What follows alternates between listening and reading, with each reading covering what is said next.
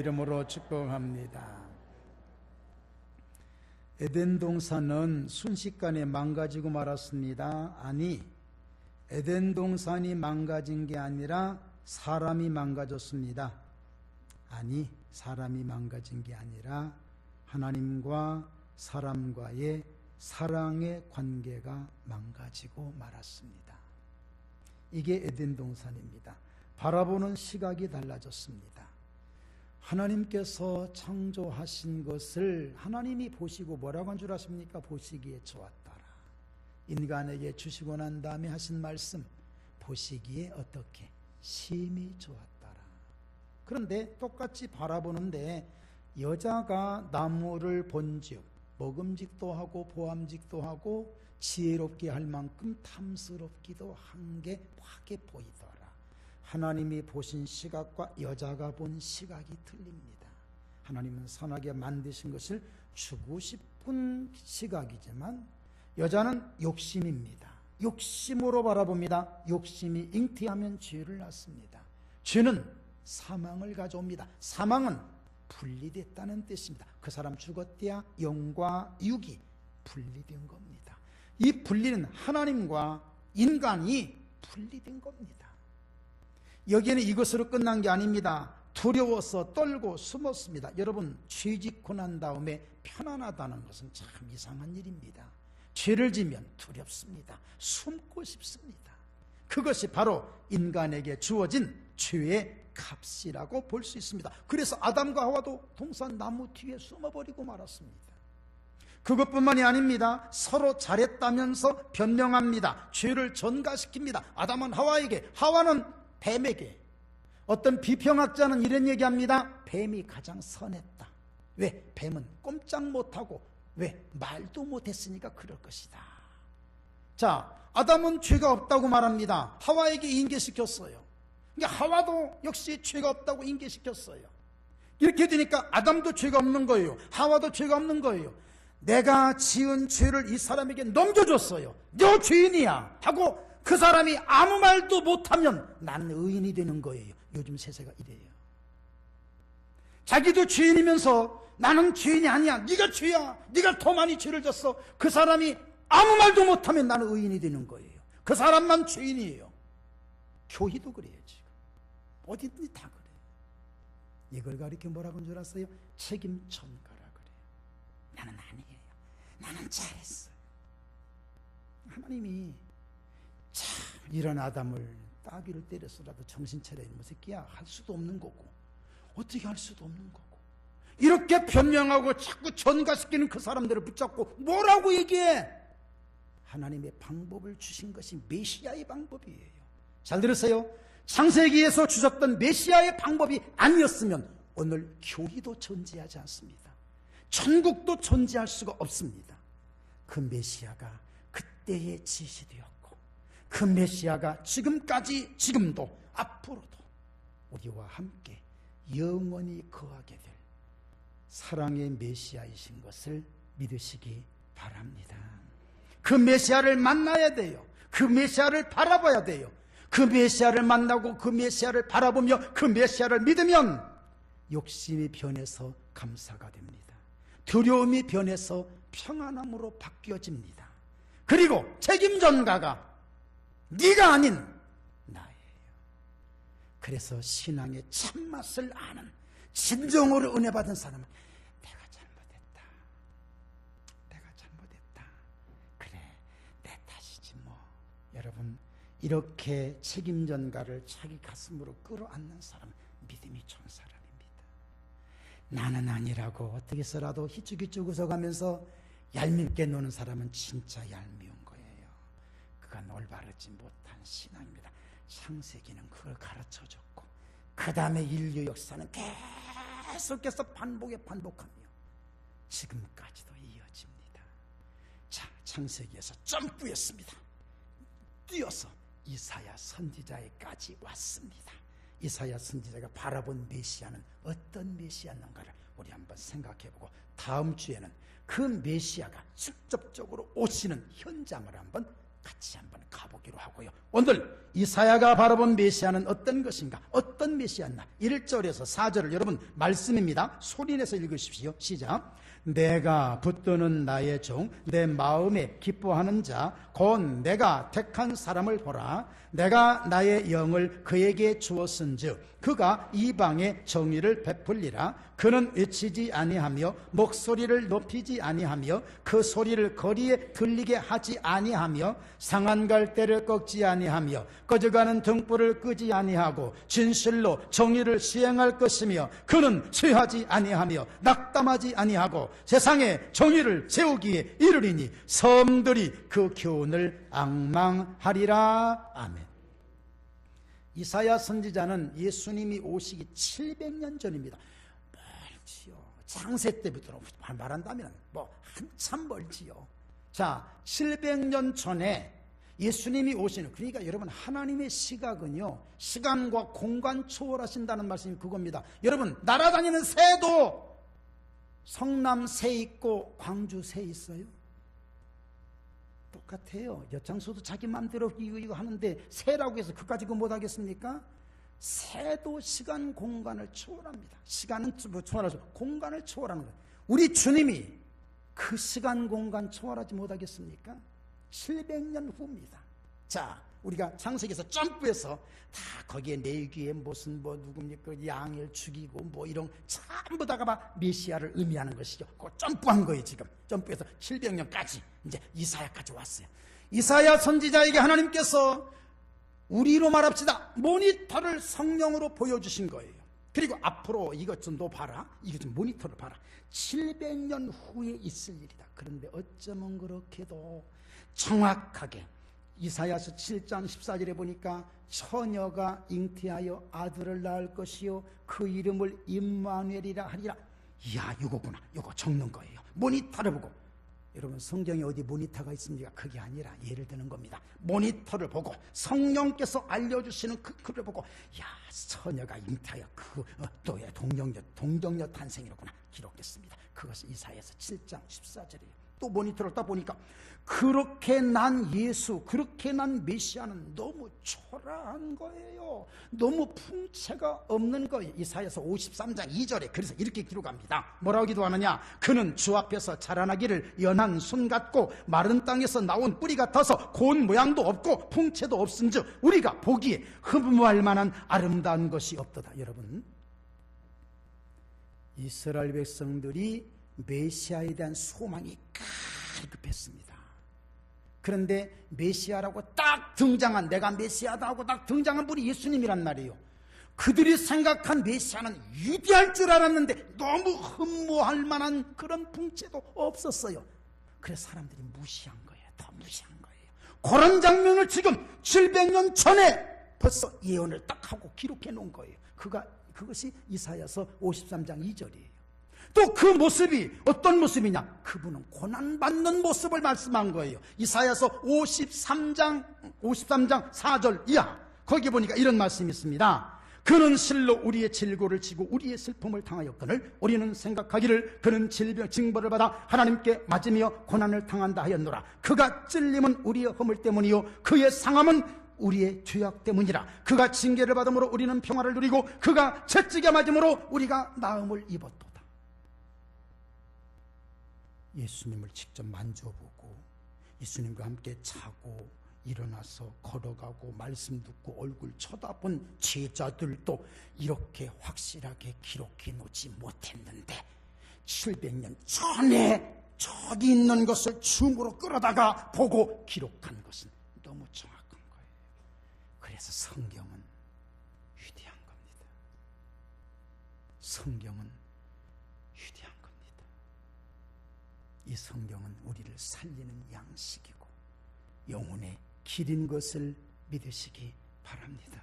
그것으로 끝난 게 아닙니다. 메시아가 계심으로 인해서 달라진 환경, 제가 한번 읽어드릴까요? 이사야서 9장 1절입니다. 전에 고통받던 자들에게는 흑암이 없으리로다. 옛적에는 여호와께서 스불론 땅과 납달리 땅이 멸시를 당하게 하셨더니 후에는 해변 길과 요단 저쪽 이방의 갈릴리를 영화롭게 하셨느니라. 흑암에 행하던 백성이 큰 빛을 보고 사망의 그늘진 땅에 거주하던 자에게 빛이도다. 어디를 놓고 얘기하는 줄 아십니까? 지금 이 자리가 갈릴리 바다예요.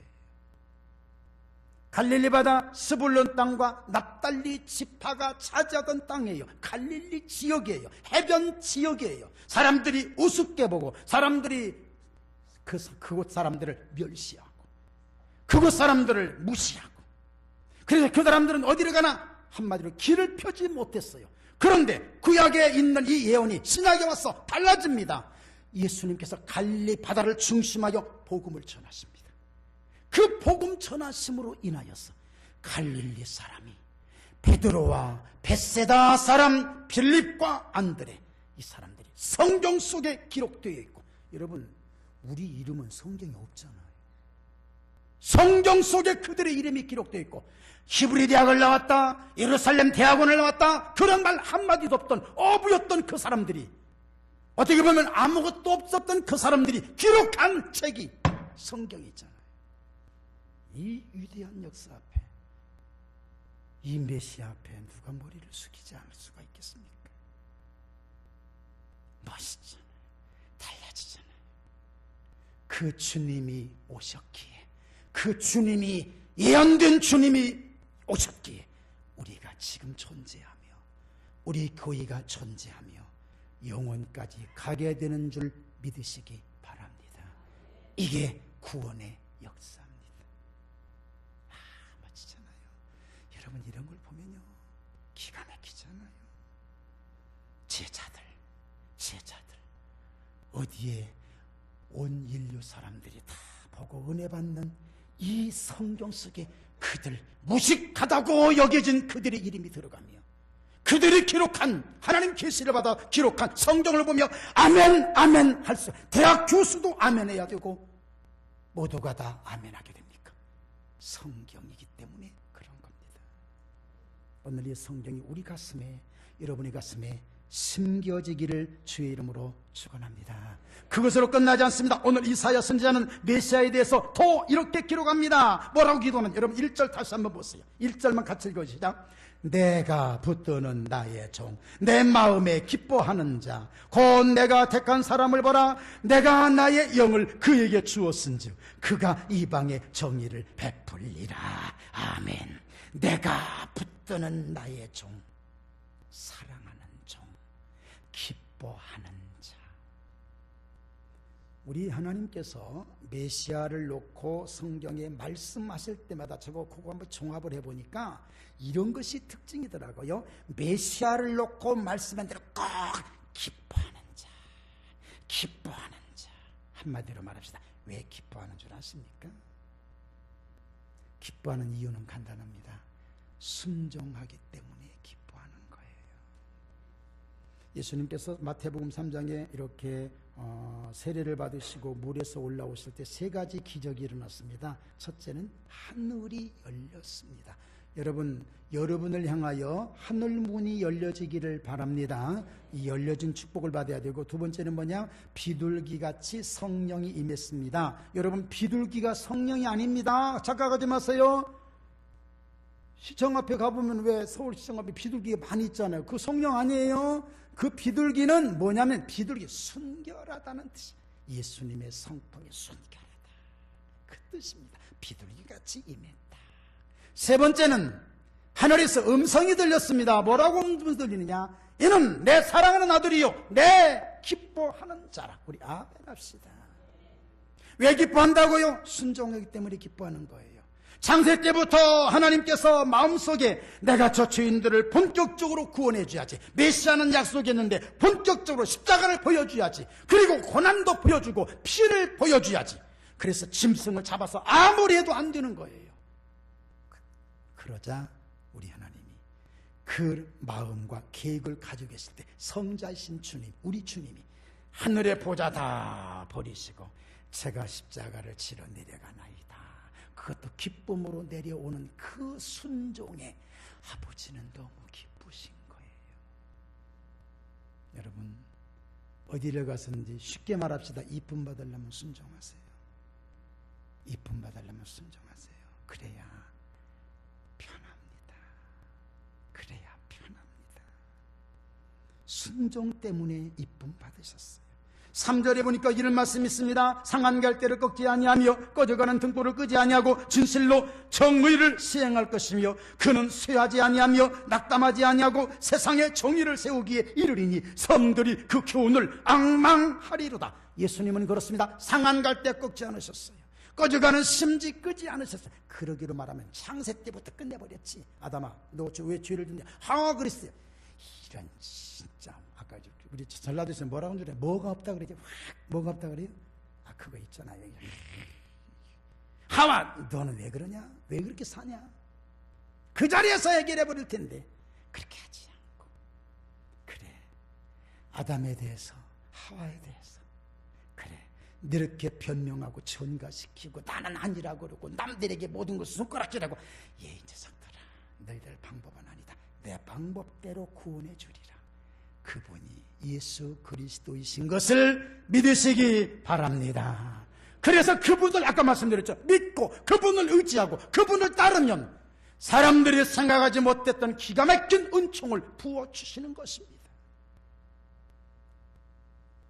오늘 성경 속에 그 말씀 또 있어요. 섬들이 그 교훈을 앙망하리라. 여러분, 섬이라는 뜻은요, 이렇게 생각합시다. 어쩌다 가끔 시골에 가면 옛날에 우리가 다녔던 초등학교가 그때는 왜 그렇게 넓었는데 지금 가면 꼭 손바닥만 합니다. 우리 집에서 큰 집에 가려면요, 막 심부름 시켜요. 큰 집에 가서 뭐 좀 가져와라. 얼마나 멀은지 아주 한나자를 거리 같은 그런 거리였는데 얼마 전에 한번 가보니까요, 에헤이, 저기도만 저기. 한 몇 발짝 뛰어가면 거기도만. 그런데 그렇게 멀었어요.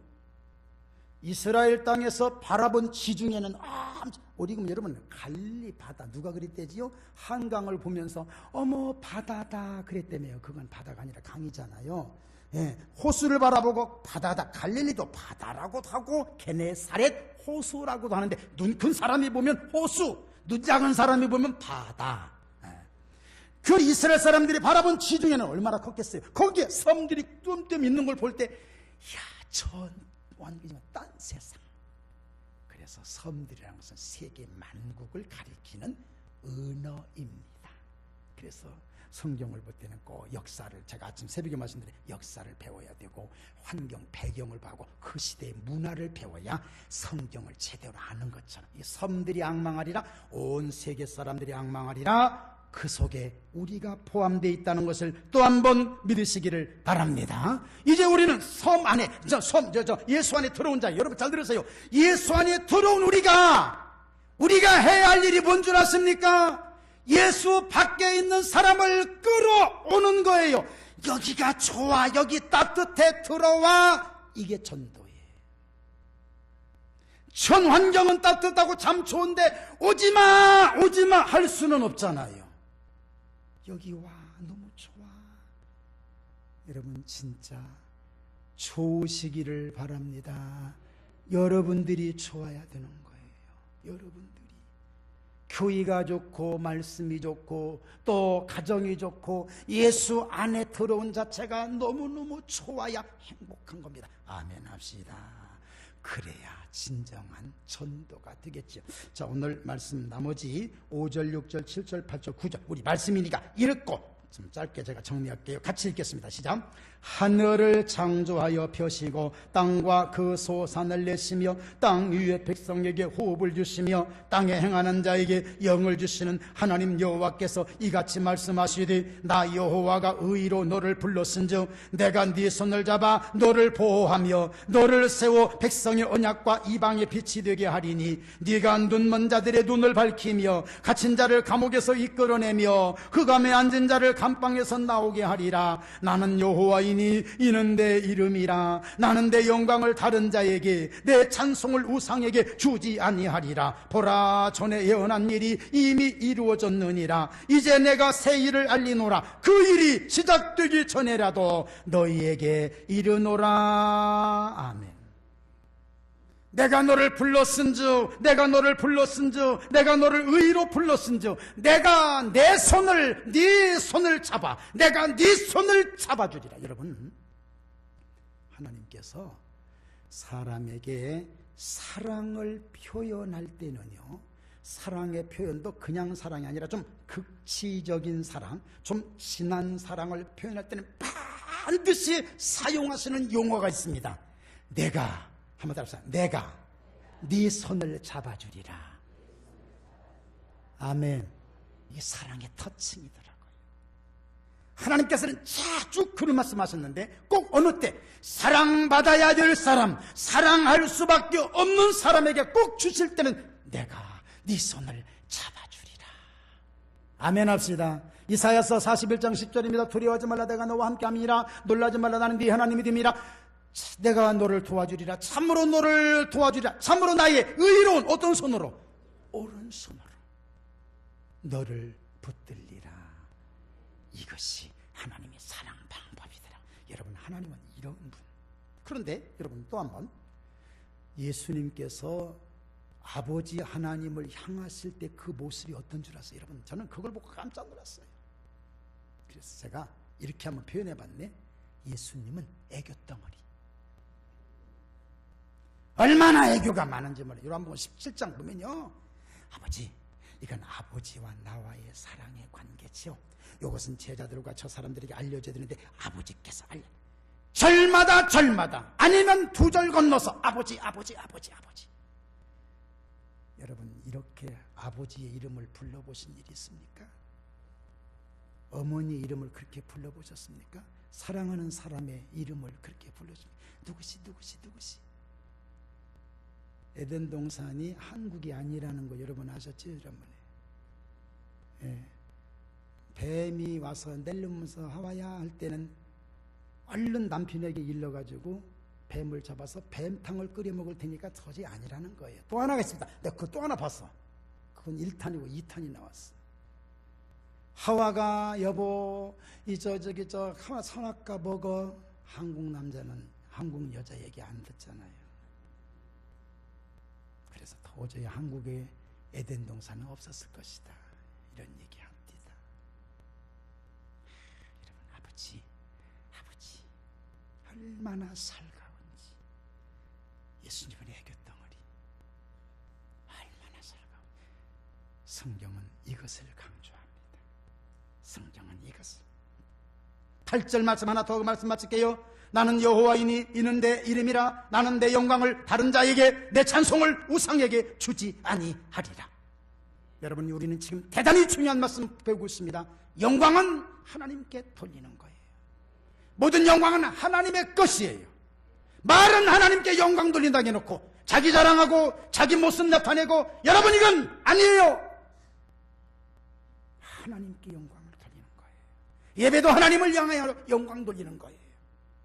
주님의 영광을 위해서라면 내 어떤 것도 희생할 수 있는 장, 이것이 바로 믿음이에요. 그러나 반대로 하나님 영광을 돌리지 않고 자기 욕심 세우고 자기 방법대로 살아가는 것, 여러분, 이것은 결코 영광을 돌리는 게 아니에요. 그런 성품을 알고 다윗은 어떻게 한 줄 압니까? 어찌 그리 많은지요. 자, 들으세요. 어찌라는 말 있을 때마다 다윗의 뒷모습을 바라보면 고난이었어요. 고난 속에서 바라본 주님의 신라 같은 은총 바라보며 어찌 그리 많은지요, 어찌 그리 간절한지, 어찌 그리 좋은지요. 이게 다윗의 믿음이었어요. 그 모습 보고 하나님이 복 주신 거예요. 광야 40년 동안에 백성들이 저지른 최고의 악이 뭔 줄 압니까? 매일같이 내려주는 만나를 향하여 이 하찮은 것, 그들 결국은 멸망받고 말았어요. 다윗 보세요. 어찌 그리 많은지, 주여 죄악이 잔뜩 있는데도 어찌 그리 좋은지요, 어찌 그리 선하고 아름다운지요. 이것이 하나님의 영광을 위하는 겁니다. 이사야 선지자가 바라본 메시아는 하나님께서 기뻐하시는 분이셨습니다. 왜 기뻐한다고요? 아버지의 마음을 너무나도 잘 알았어요. 오죽하면 다윗을 향하여, 아까 말씀드렸죠, 다윗이 잔뜩 죄가 많아요. 사람도 죽이고 별짓 다 했어요. 그런데 다윗을 향하여 내 마음에 맞는 사람이를. 오죽하면 옛날에 이석호 목사님은 그랬어요. 장로를 세울 때 투표하지 않았어요. 아무개 장로, 아무개 이 사람, 여러분 나 이 사람 참 좋아요. 이 사람은 꼭 세워주세요. 투표해 주세요. 난 이 사람 마음이 맞아요. 노골적으로 얘기해서 장로를 세운 유명한 얘기가 있습니다. 얼마나 좋았으면 그랬을까. 내 마음에 맞는 사람, 하나님의 마음에 맞는 사람이 예수님이었어요. 우리도 주님의 마음에 이렇게 맞춰지기를 바랍니다. 그 메시아를 바라보며 기뻐하며 환영하고 믿는 우리도 그 안에 포함되어 있습니다. 하나님께로부터 기뻐하심을 받는 우리 모두가 되기를 주의 이름으로 축원합니다. 통성으로 기도할까요? 이 시간에 나도 그런 메시아와 함께하는 믿음의 자녀로서 승리하게 하옵소서. 통성으로 기도합니다.